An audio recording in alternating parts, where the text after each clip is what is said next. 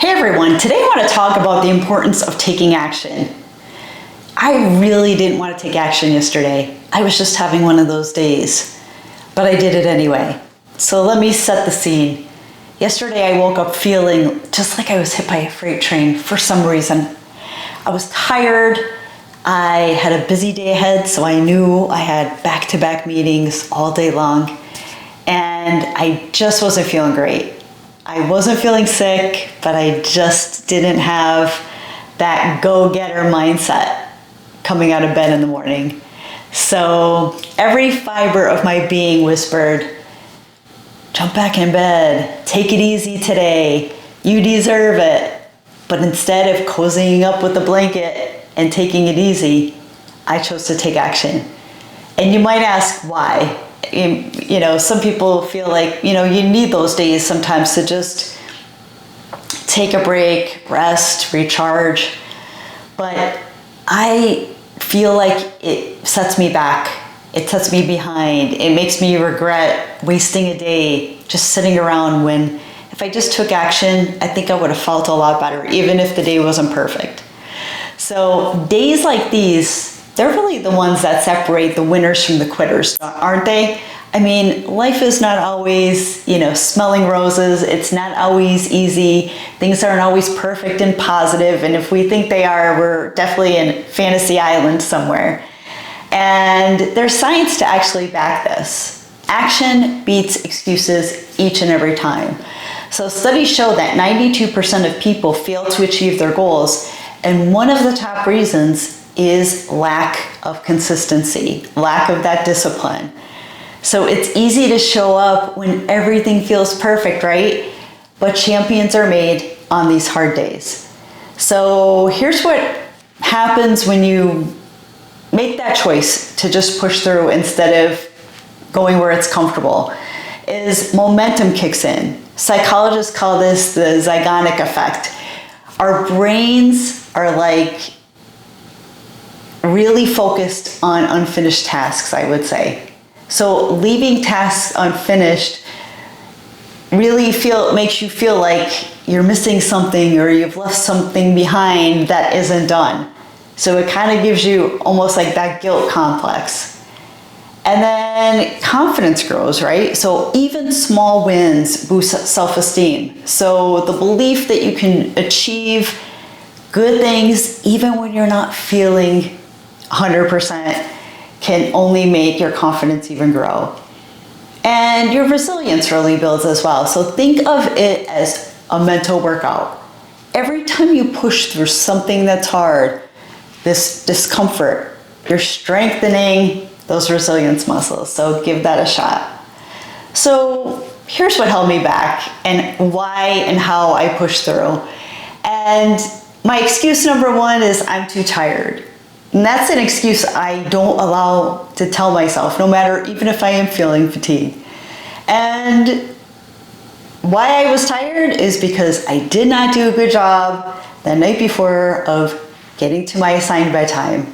I was chatting with my husband and I looked at the time and I was late getting to bed. So that's on me. That was my fault. So even though I wasn't fully rested the way that I would like to be each day, a quick hack is take a 2-minute burst of activity, whether it's stretching, just blasting your favorite music and just like doing a 2-minute dance in your living room.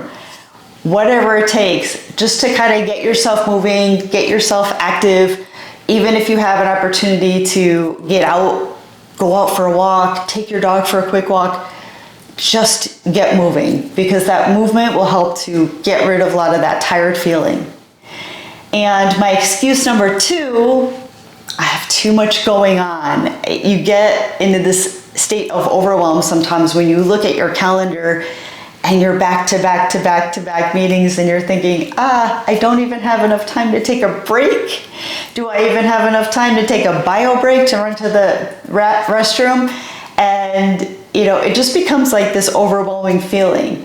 So if you can, look at your calendar, maybe readjust some things that can be readjusted to another day to try to break things down a little bit.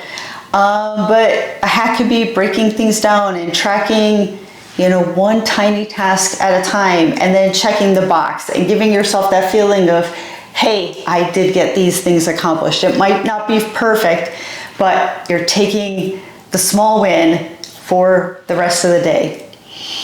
And excuse number 3, I don't feel great. How often do we get out of bed and we feel amazing? I don't think all of the time. There's a lot of days I just don't feel like going down and working out in my gym in the basement that I have, or I just don't feel like walking the dog, or I just don't feel like getting my day started because I would just rather sleep in or take a break, but I make myself do it. So another hack is focusing on something small but meaningful.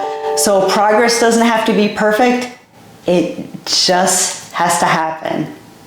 So what did I do? I showed up, not perfect, not full of energy, but with determination. And I crossed one thing off at a time. I just made a list to I think it was more to try to make myself feel better that I was actually getting things done, but I actually was getting things done. So I kept checking off one thing, then another, and then another.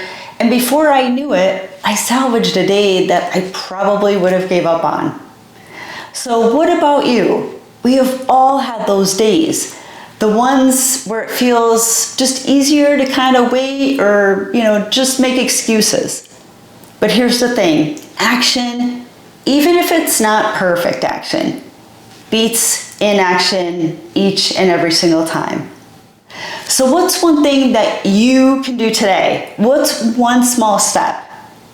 Because winners aren't the ones that never feel tired, or aren't busy, or aren't off their game. I mean, everybody goes through it, but they're the ones that show up anyway. So let me know in the comments, what action will you take today? And drop a reply. I'd love to hear about maybe some things that you do to get yourself jazzed, to get yourself going on days that aren't so perfect. So if you found this content valuable, please consider subscribing, and we'll see you all in the next video.